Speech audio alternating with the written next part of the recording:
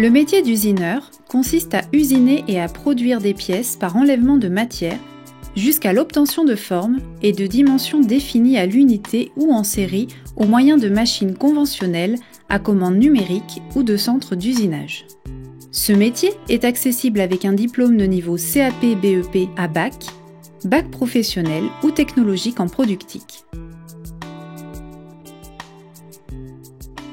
Je suis le gérant de la société AMG depuis le 1er mars 1990. La société a été créée par mon père en 1969. On a des gars qui sont capables d'usiner sur les centres d'usinage au niveau du fraisage et d'autres personnes qui sont capables d'usiner sur les tours à commande numérique et aussi en électroérosion. Donc il a fallu sans cesse investir dans des nouvelles machines. Et justement, c'est qu'on change une machine à peu près entre 5 et 7 ans. Et là, il faut suivre l'évolution. Donc c'est en passant par des formations qu'on peut arriver à suivre l'évolution.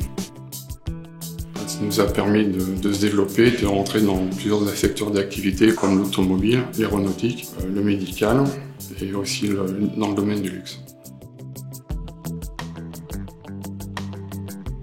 Contrôler ma pièce avant de la mettre dans la machine déjà, bien la dégauchir pour faire un usinage parfait,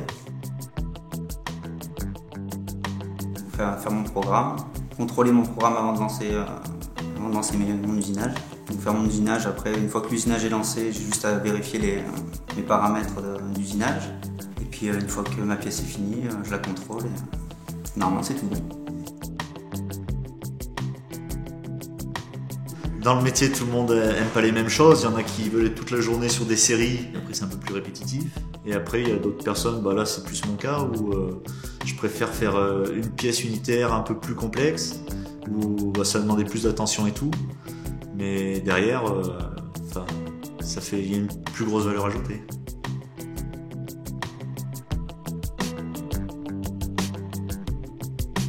Ce qui est valorisant, c'est partir d'un plan, d'une pièce qu'on n'a jamais fait, de pouvoir en fait donner les dimensions de la matière qu'on a besoin à la personne qui s'occupe du débit, de pouvoir faire son programme, de faire l'usinage, de faire le contrôle et de pouvoir dire à la fin d'une pièce simple à une pièce complexe, j'ai entièrement réalisé la pièce.